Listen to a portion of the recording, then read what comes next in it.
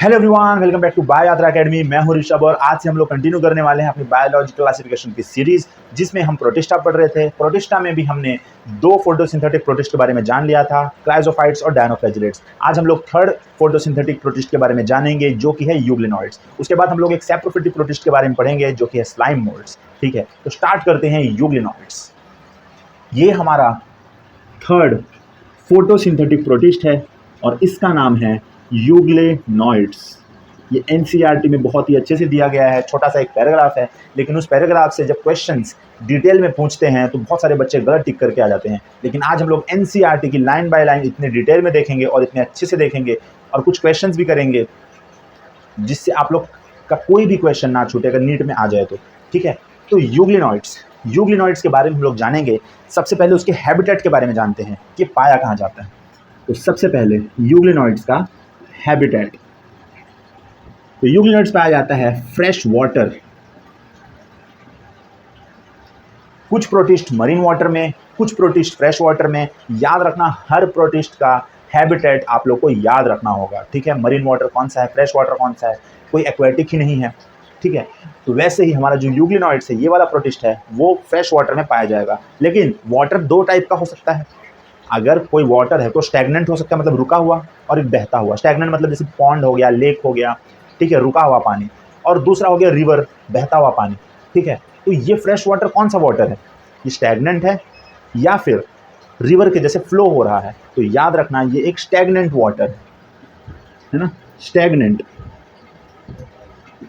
Stagnant मतलब रुका हुआ पानी। ठीक है, स्टैग्नेंट वाटर, रुका हुआ। ठीक है, फ्रेश वाटर होगा लेकिन स्टैग्नेंट होगा। इसका मतलब अगर एग्जाम्पल में कोई पूछे, अगर नीट के स्टेटमेंट में ये आ जाए कि पॉन्ड या फिर लेक, तो फिर वो सही हो जाएगा यूग्लिनॉइड्स के लिए, क्योंकि पॉन्ड और लेक में फ्रेश वाटर होता है। ठीक है, और उसमें क्या होता है, रुका हुआ पानी होता है, स्टैग्नेंट होता है। तो इतना आप लोग को समझना चाहिए। सेकेंड, इसके स्ट्रक्चर के बारे में देखते हैं कि यूग्लिनॉइड्स का स्ट्रक्चर कैसे होता है। सबसे पहले इसकी सेल वॉल। इसकी सेल वॉल नहीं होती, इनके पास सेल वॉल ही नहीं है। सर, तो इनकी शेप कैसे मेंटेन रहेगी? इनकी शेप मेंटेन ही नहीं रहती। कैसे? अगर सेल वॉल होगा, सेल वॉल का काम क्या होता है? शेप को मेंटेन करना, सेल को प्रोटेक्शन देना, एक उसको स्पेसिफिक शेप प्रोवाइड करना सेल को। लेकिन यहाँ पे अगर सेल वॉल ही नहीं है तो इसकी कोई शेप नहीं होगी, ये फ्लेक्सिबल होगा। तो क्या सेल वॉल की जगह कुछ होगा? बिल्कुल। एक प्रोटीन रिच लेयर होती है, एनसीईआरटी में दिया गया है कि instead of cell wall a protein rich layer called, याद रखना इसका नाम, pellicle present, which makes their body flexible.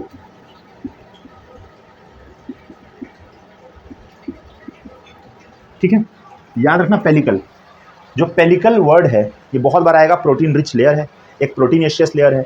वो उसका काम क्या है? उसका काम है ये सेल को फ्लेक्सिबल बनाना। ठीक है, अगर सेल वॉल ही नहीं है तो ऑब्वियसली सेल फ्लेक्सिबल होगी, एक उसका फिक्स शेप नहीं होगा। ठीक है, इतना आप लोग समझ गया। सेकंड, एक तो हमारी सेल वॉल हो गई, यहाँ पे लिखना सेल वॉल क्या है, एब्सेंट है। ठीक है, सेल वॉल कैसी है?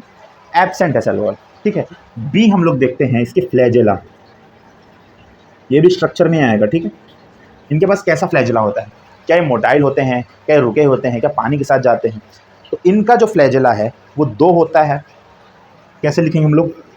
To unequal apical. इसका मतलब क्या हो गया? इनके पास दो फ्लैजेला तो है। ठीक है, अनइक्वल है। अनइक्वल मतलब एक छोटा होगा, एक बड़ा होगा। अपाइकल मतलब एपेक्स में, एपेक्स मतलब एकदम टॉप पे। ठीक है, तो two unequal apical, one long and one short. ठीक है, one long and one short, दो तरह के फ्लैजेला होंगे, एक बहुत बड़ा होगा। हम इसका स्ट्रक्चर देख लेते हैं यूग्लिनॉइड्स का। तुम्हारे एनसीईआरटी में कैसा स्ट्रक्चर दिया है, देखो ऐसा कुछ स्ट्रक्चर दिया है एनसीईआरटी में, और इनके पास एक बहुत बड़ा वैक्यूल होता है। देखो, जैसे कि ये फ्रेश वाटर में है। ठीक है, अगर फ्रेश वाटर में है तो अगर हल्का सा भी, तुम लोग को इतना पता होना चाहिए कि जहाँ पर नमक होता है वहाँ पर पानी अपने आप आ जाता है।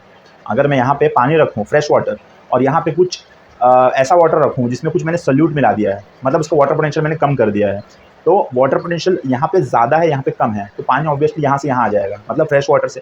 तो ऐसे में अगर ये फ्रेश वाटर में रहते हैं तो इनके पास कुछ वैक्यूल होना चाहिए, कुछ ऐसी चीज़ होनी चाहिए जो वाटर और इलेक्ट्रोलाइट का बैलेंस कर सके, ताकि इनकी जो सेल है वो मेंटेन रहे, मतलब ऑस्मो रेगुलेशन प्रॉपर हो, ताकि जो सेल है वो बर्स्ट ना करे और पूरी श्रिंक भी ना करे। समझ में आ रहा है? तो अगर ये फ्रेश वाटर में, जो भी फ्रेश वाटर में रहेंगे, उनके पास एक कॉन्ट्रैक्टाइल वैक्यूल प्रेजेंट होना चाहिए। क्या प्रेजेंट होना चाहिए? कॉन्ट्रैक्टाइल वैक्यूल, जिससे इनकी वाटर जो है सेल के अंदर वो मेंटेन रह सके। ठीक है, अब देखो ये है इनका कॉन्ट्रैक्टाइल वैक्यूल। ठीक है, कॉन्ट्रैक्टाइल वैक्यूल ये इनके पास प्रेजेंट होती है, किनके पास? यूग्लिनॉइड्स के पास। और पेलिकल और लॉन्ग फ्लैजेला, शॉर्ट फ्लैजेला, देखो ये इनके पास एक प्लास्टिड भी होगी। प्लास्टिड क्यों? क्योंकि ये तो फोटोसिंथेटिक प्रोटिस्ट हैं। न्यूक्लियस, ये न्यूक्लियस होगा, और यहाँ पे 2 फ्लैजेला होंगे, एक लॉन्ग वन और एक शॉर्ट वन। ठीक है, 2 फ्लैजेला होंगे। क्या हैं दोनों? Unequal flagella. ठीक है, अनइक्वल फ्लैजेला। समझ में आया इतना? तो यूग्लिनॉइड का स्ट्रक्चर है, और ये बाहर जो है वो क्या है? पेलिकल है, ना कि सेल वॉल है। ठीक है, अब देख लेते हैं प्लास्टिड, इनके पास क्लोरोफिल होता है, क्या होता है, कैसे होता है, पहले इतना नोट डाउन कर लो, उसके बाद हम लोग देखते हैं। ठीक है, कर लिया? ओके।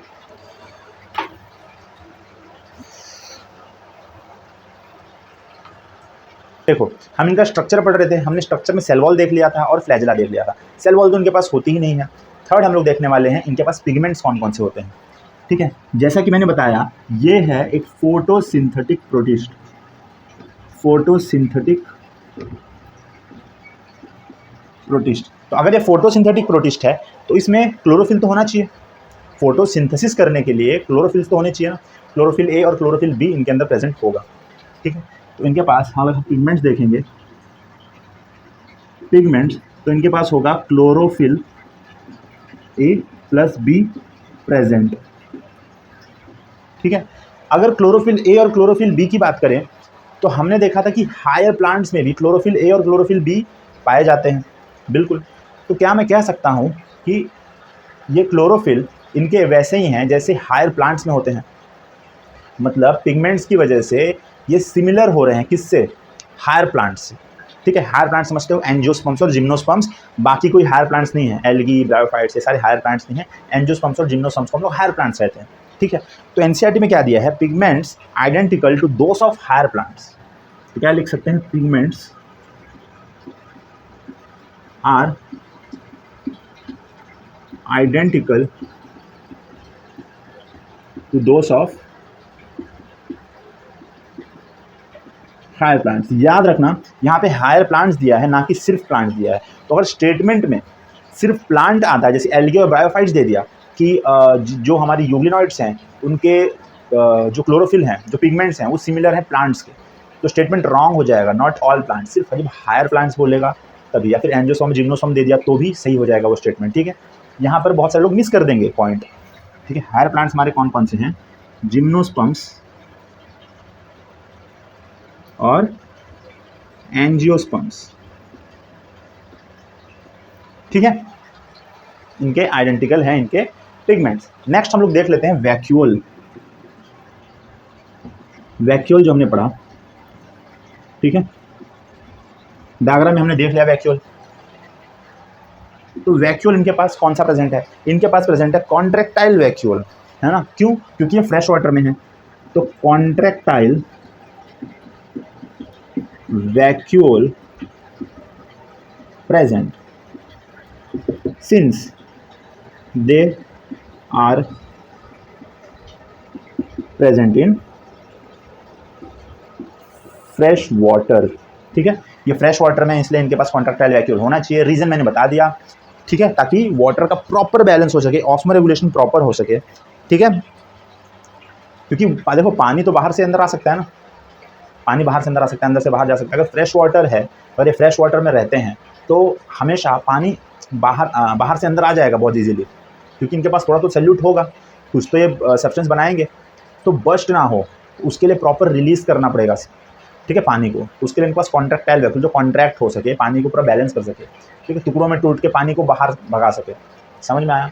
तो इनके पास कॉन्ट्रैक्टाइल वैक्यूल प्रेजेंट होता है, या बोल सकते हैं टू बैलेंस और release, to contractile vacuole to balance और रिलीज वाटर, ठीक है। इतना समझ में आना चाहिए आप लोग को। अब इनका न्यूट्रिशन देखते हैं। इनका न्यूट्रिशन जो थर्ड पॉइंट होगा स्ट्रक्चर के बाद इनका न्यूट्रिशन।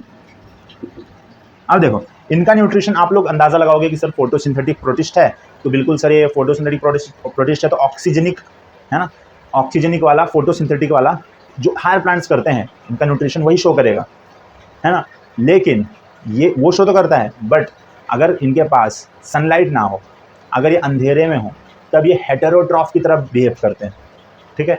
तो सिर्फ फोटोसिंथेटिक प्रोटिस्ट पढ़ के जाओगे तो हमेशा आप लोग क्या मार्क कर दोगे कि हाँ सर ये oxygenic protist, oxygenic photosynthesis show करेगा, लेकिन हमेशा ये ऑक्सीजनिक फोटोसिंथेसिस शो नहीं करता है। ये इन द एब्सेंस ऑफ सनलाइट, अगर सनलाइट हो ही ना तो पिगमेंट्स का क्या काम, अगर सनलाइट नहीं होगी तो पिगमेंट्स का कुछ यूज़ नहीं होगा, है ना। तो क्या हो जाएंगे, ये हेटेरोट्रॉफ बन जाएंगे, मतलब ये प्रिडेशन करने लग जाएंगे छोटे ऑर्गेनिजम्स के ऊपर।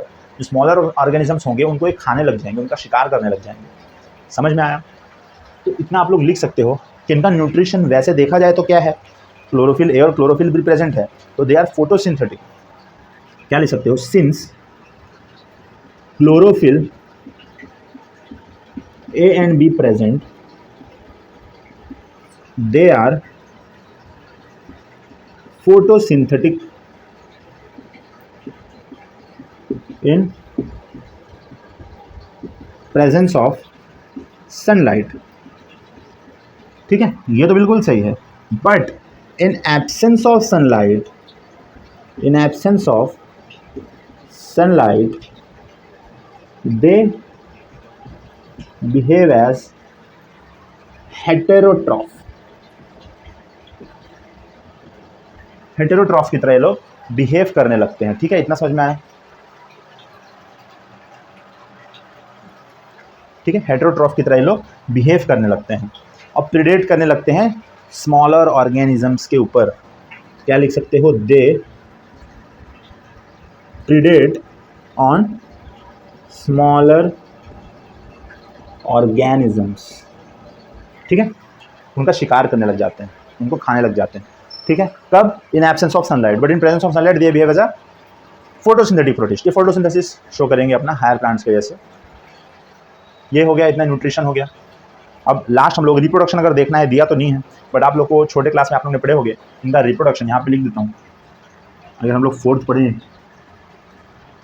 रिप्रोडक्शन, तो इनका रिप्रोडक्शन कैसा है ये शो करते हैं, शोज लॉन्जिट्यूडनल बाइनरी फिजन। याद है आप लोग को लॉन्जिट्यूडनल बाइनरी फिजन, याद है जी? समझो ये एक यूग्लिनॉइड है, जैसे उसका फ्लैजेला है, तो ये इस तरह से सिर्फ एक ये लॉन्जिट्यूडनल प्लेन में ऐसे ये लोग बाइनरी फिजन करके डिवाइड हो जाते थे, इस तरह से कुछ, है ना, इस तरह से ऐसे दो हो जाएंगे, ऐसे यहाँ से दो हो जाएंगे और नया ऑर्गेनिज्म ऐसे फॉर्म हो जाएंगे, ठीक है।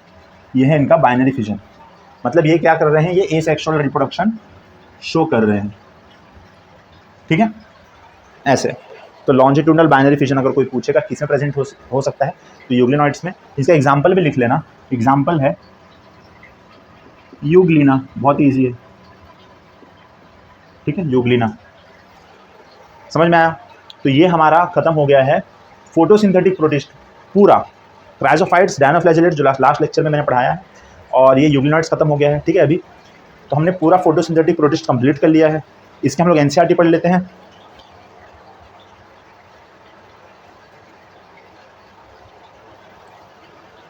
इसके हम लोग एनसीईआरटी पढ़ लेते हैं और उसके बाद कुछ क्वेश्चंस भी कर लेते हैं, ठीक है। आप लोगों को स्क्रीन पे एनसीईआरटी आएगी, आप लोग पढ़ लेना। मैं एनसीईआरटी ले लेता हूँ,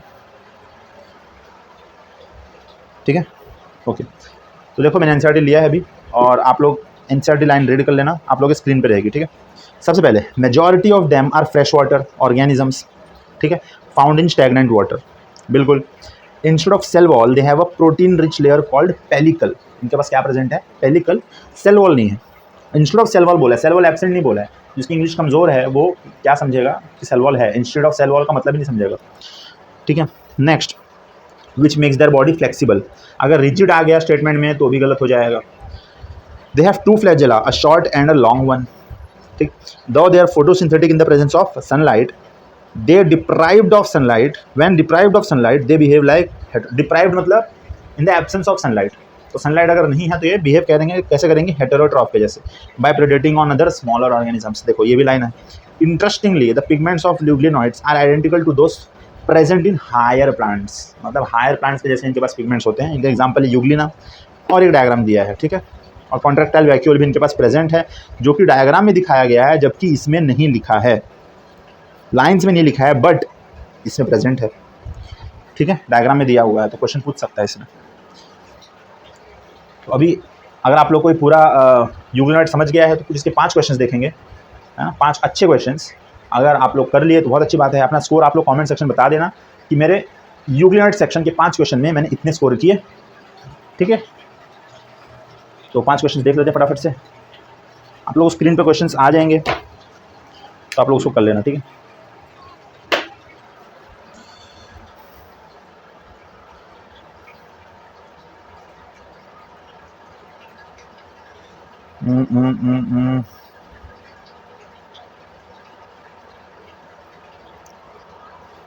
ओके,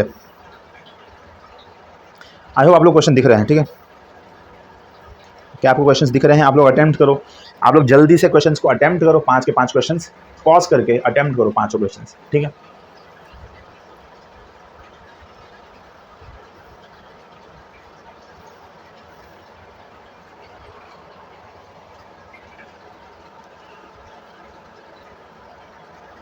हो गया?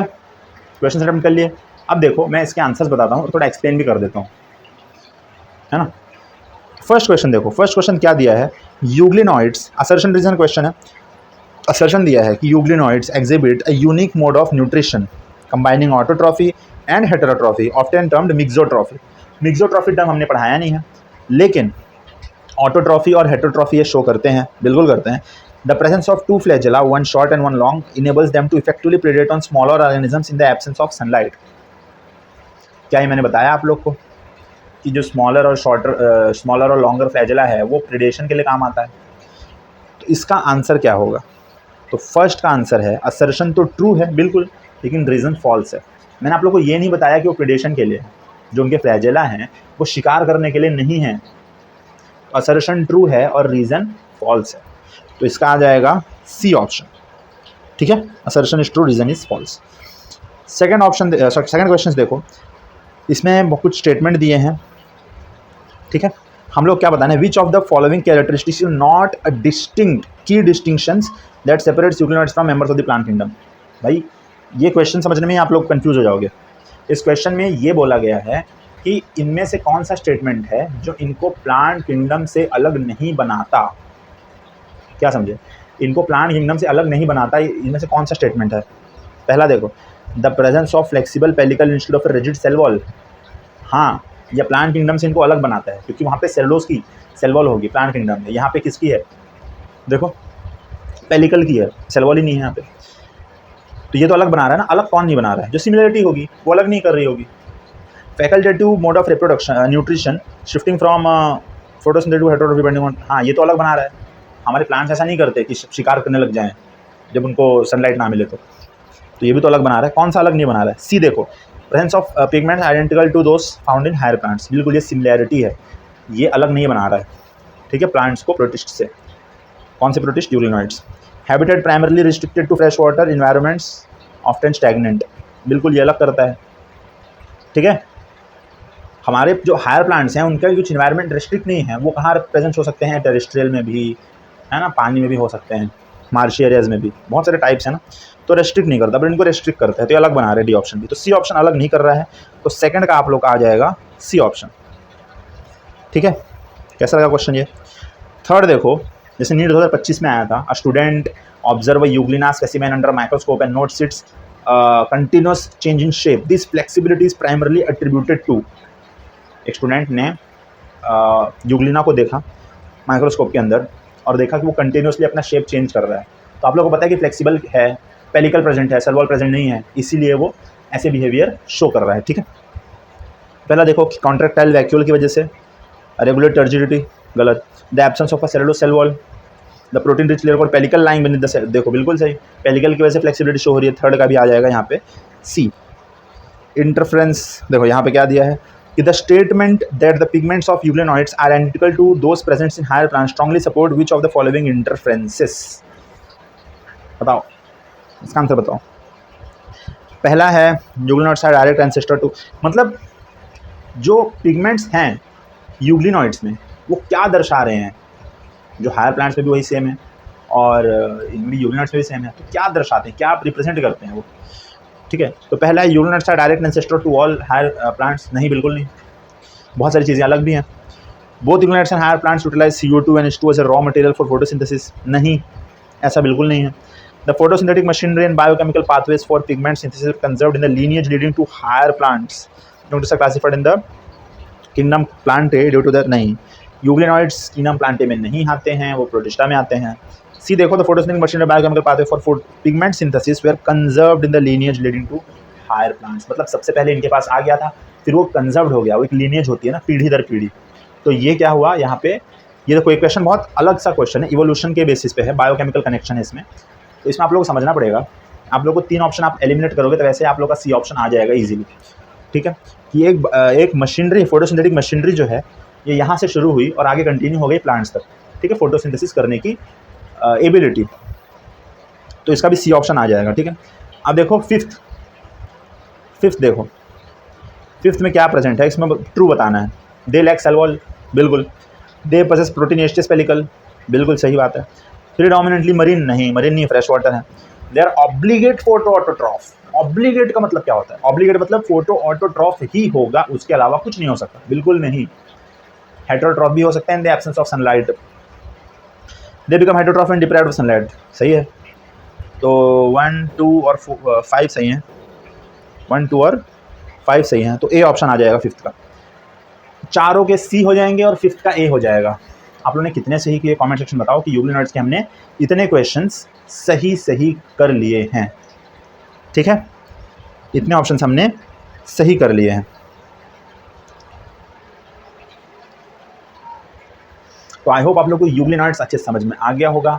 नेक्स्ट हम लोग पढ़ेंगे, जल्दी लेक्चर आ जाएगा। ठीक है, अभी इतना लेट नहीं होगा, हम छोटा लेक्चर डालेंगे बट फटाफट डालेंगे, जल्दी डालेंगे। ठीक है, तो नेक्स्ट हमारा लेक्चर आ जाएगा स्लाइम मोल्ड्स के ऊपर, और उसके बाद हम लोग कुछ और प्रोटोजोन्स के बारे में पढ़ेंगे।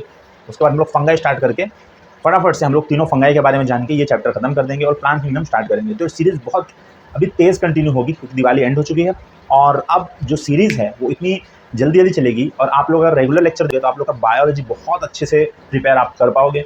आप लोग क्या करना है, ये लेक्चर देखना है, नोट्स बनाना है, उसके बाद क्वेश्चंस तो मैंने 5 करा दिए हैं। अगर आप लोग को और क्वेश्चंस कहीं से करने तो आप लोग अब कर सकते हो। ठीक है, यूग्लिनॉइड्स के और प्रोटिस्टा के तो आप कर सकते हो। ठीक है, प्रोटिस्टा के क्वेश्चंस आप लोग कर सकते हो, जो लास्ट की प्रोटिस्टा है उसको छोड़ देना बस। अब ये लेक्चर देख के आप क्वेश्चंस करके आप लोग बस रिवीजन करना है, एनसीईआरटी पढ़ना है और नोट्स को बार रिवाइज करते जाना है। तो इससे क्या होगा, आप लोग के जो कॉन्सेप्ट हैं वो आप लोग के पकड़ में होंगे, क्योंकि ये चैप्टर ऐसा है ना प्लांट किंगडम, जो दिखने में तो बहुत ईजी है, लेकिन इनमें कॉन्सेप्ट इतने छोटे कॉन्सेप्ट हैं और इतने बारीक चीज़ें हैं जो याद करने वाली हैं कि वो आप लोग को ना भूल जाएगा थोड़े दिन में। ठीक है, आप लोग ऐसा लगेगा, देखो इसमें समझने वाला कोई चीज़ नहीं है कि बहुत दिमाग लगाना है, बहुत ज़्यादा मैकेनिज्म मशीनरी बहुत कुछ है इसके अंदर, कुछ भी नहीं है। चीज़ें हैं एज इट इज़, जो डिस्कवरी हुई है उसको याद रखनी है चीज़ें। ठीक है, हमारी जो बाकी की जो समझने वाली चीज़ें जेनेटिक्स में आएंगी, ह्यूमन हेल्थ एंड डिजीज़ में आएंगी, बहुत सारी चीज़ें जो हैं वो आएंगी जब डीएनए पढ़ेंगे, मैकेनिज्म पढ़ेंगे, वो सब चीज़ें। ठीक है, सेक्सुअल रिप्रोडक्शन पढ़ेंगे तब आएंगी समझने वाली चीज़ें कि ऐसा क्यों ऐसा क्यों। लेकिन इसमें आपको याद रखना है, इनको आप लोग को टाइमली आप अगर रिवीजन करोगे तब आप लोग को याद रहेगा। लेकिन अगर इसका रिवीजन छूट गया तो ये चैप्टर समझो हाथ से गया। बहुत ईजी चैप्टर है, लेकिन इसके कुछ क्वेश्चंस जब घुमा के पूछते हैं तो बहुत ज़्यादा रिग्रेट होगा अगर नीट में ऐसे क्वेश्चन छूट गए तो आप लोग रेगुलर लेक्चर्स देखते रहो, हम डालते रहेंगे रेगुलर लेक्चर्स। अब से तो रेगुलर हो जाएगा। ठीक है, बीच में कुछ इशू था तो उसकी वजह से हम लोग का लेक्चर बहुत ज़्यादा डिले हो गया है। ठीक है, लेकिन अब क्या होगा, अब रेगुलर लेक्चर्स आएंगे, आप लोग बस टिक रहना है यहाँ पे। ठीक है, इस चैनल के साथ, बायो यात्रा अकेडमी के साथ। और आई होप आप लोग का लेक्चर अच्छा लगा होगा। अगर अच्छा लगा होगा तो लाइक कर दीजिए, और अपने स्कोर कमेंट सेक्शन में लिख दीजिए। और कोई अगर नीट का एस्पिरेंट है, आप किसी को जानते हो, यार आप खुद भी हो, तो उस चैनल को सब्सक्राइब करो और उसको शेयर भी कर दो। ठीक है, थैंक यू सो मच, पढ़ते रहिए। Okay, bye.